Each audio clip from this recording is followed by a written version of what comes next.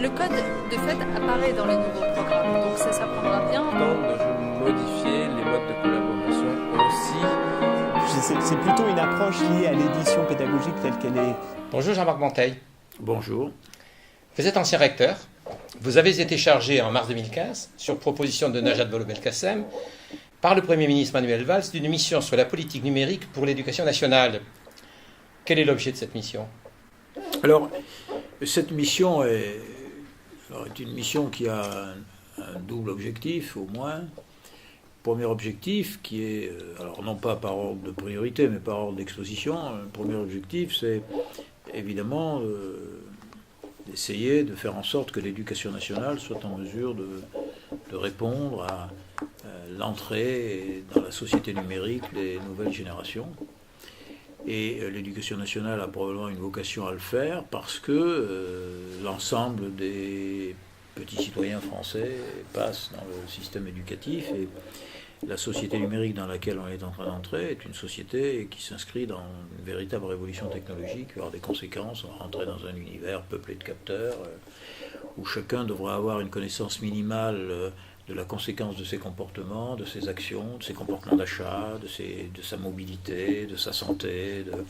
Très bien. Et il est important que nous partagions une culture commune sur ce nouvel univers qui s'offre à nous, qu'on le regrette ou qu'on le souhaite. C'est une réalité, c'est un fait, donc il faut essayer de s'y adapter pour, dans le meilleur des cas, faire en sorte qu'on puisse s'en servir comme un instrument de promotion, de l'autonomie, du développement personnel, du développement collectif, etc. Et l'éducation nationale ne peut pas, évidemment, ne pas être interrogée par ça, puisqu'elle est le formateur public de ce pays et le plus grand formateur public de ce pays, et c'est une responsabilité considérable. Ça, c'est son premier objectif. Donc il faut mobiliser le terrain pour ça, et dans la mission qui m'est confiée, il y a cette mobilisation du terrain pour qu'on puisse répondre à ça. Alors le terrain, c'est l'ensemble du dispositif éducation nationale, de l'école élémentaire à, évidemment, l'enseignement supérieur et à la recherche. Et ensuite, il y a la deuxième dimension qui est attachée à le numérique dans l'école, c'est-à-dire le numérique dans la classe, pour aller vite, pour faire un peu caricatural. Et cette dimension-là est évidemment une dimension importante, parce qu'aujourd'hui, le numérique, si j'ose dire, s'est introduit partout. Et là aussi, c'est un fait, qu'on le regrette ou qu'on s'en réjouisse, c'est un fait. Et donc, comment peut-on utiliser le numérique pour remplir des objectifs qui sont partagés, très largement partagés, qui consistent à faire en sorte qu'on puisse développer et faire développer chez chacun l'ensemble de ses potentialités. Alors, le numérique peut avoir, évidemment, un certain nombre d'effets positifs, peut aussi avoir un certain nombre d'effets négatifs, et il faut au moins l'arbitrer. Il faut savoir, en effet, quels sont les effets positifs et les conditions de l'efficacité du numérique. Aujourd'hui, on n'est pas en mesure de répondre véritablement pour ça. Et donc, la réponse suppose que les expériences qui sont conduites soient formalisées pour être évaluées, pour être comparées, c'est la raison pour laquelle nous avons une intrusion de la recherche dans ce dispositif, pas seulement pour qualifier, pour comparer, pour valider, mais également pour essayer de poser un certain nombre de problèmes nouveaux qui sont liés au numérique. Un exemple simple, aujourd'hui on stocke de l'information ailleurs, il y a une externalisation des mémoires, quelles conséquences ça a dans les pratiques d'enseignement. On a la possibilité de rendre les contextes pluriels parce qu'il y a plusieurs supports, auditifs, visuels, etc., dont on sait que cette pluralisation des environnements, des contextes est de nature à favoriser la familiarité d'un certain nombre d'enfants qui ne sont pas familiers avec des présentations un peu unidimensionnelles, un peu classiques de l'école.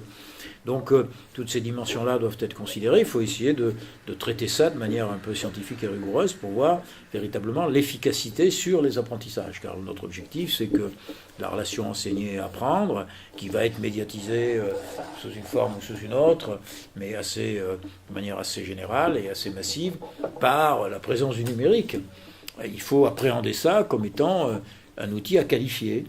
Et qualifier cet outil à travers un certain nombre d'expériences qui existent aujourd'hui. Il y a des choses magnifiques faites sur le terrain. Le problème, c'est pas considérer simplement qu'elles sont magnifiques, c'est de regarder si elles sont également efficaces. Alors elles peuvent être magnifiques et efficaces. Elles peuvent être magnifiques parce qu'elles intéressent tout le monde et ça crée un intérêt partagé. Mais est-ce que l'intérêt partagé suffit à dire que sur cette base-là, les apprentissages sont plus efficaces, l'enseignement est plus efficace? C'est peut-être tout un ensemble de questions que nous allons traiter avec une hypothèse de départ qui est évidemment que Il faut apprivoiser, utiliser, instrumentaliser cet outil aux fins d'amélioration de nos objectifs, qui sont nos objectifs d'enseignement et de formation. Alors Emmanuel Davidenkoff lui parle de tsunami numérique qui impacte violemment nos sociétés.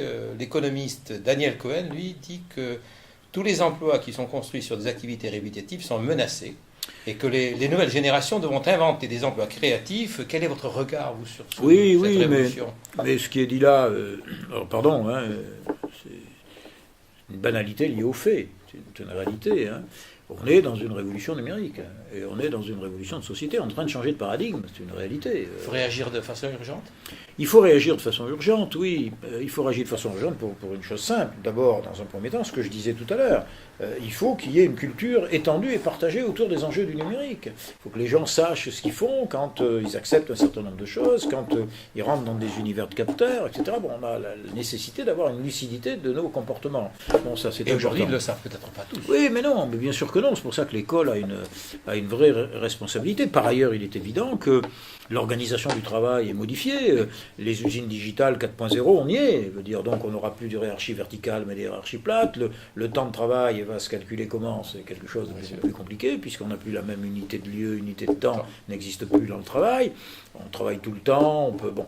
Donc c'est une autre organisation du travail. Donc il y a la nécessité de réfléchir pour l'éducation nationale, évidemment, à comment on forme nos ingénieurs, comment on forme nos cadres, comment on forme nos techniciens, comment on forme nos opérateurs dans cet univers qui est en train de changer. Pour prendre l'exemple de l'entreprise.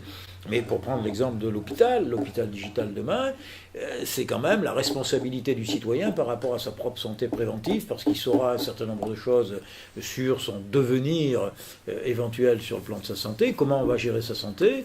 On aura un certain nombre de capteurs, aujourd'hui on les a, dans votre montre, vous pourrez avoir demain votre taux de glycémie, votre décharge d'insuline par transfert de votre iPhone, enfin bref.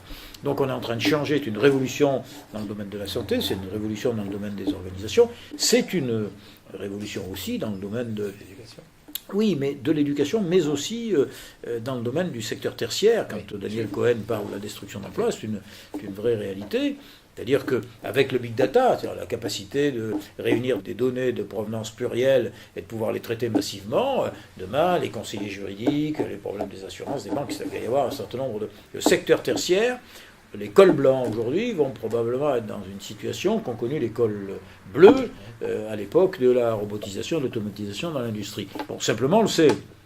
Et il y a la nécessité de mettre en place les dispositifs qui vont permettre non seulement de gérer la phase de transition, et puis évidemment l'émergence de nouveaux emplois, et dont une réflexion nécessaire sur la formation de base à faire partager par tout le monde, pour qu'en effet on puisse, sur ces nouvelles bases de connaissances, être capable d'équiper demain des métiers nouveaux, et il y aura des métiers nouveaux ouverts, ou qui sont aujourd'hui ouverts par le numérique. Donc on est dans un moment de transformation, et donc il faut être extrêmement attentif. C'est la raison pour laquelle moi je me suis engagé dans cette démarche, parce qu'il faut faire une prise de conscience que notre appareil de formation doit évidemment anticiper tout ça. Et pour pouvoir l'anticiper, il faut le connaître.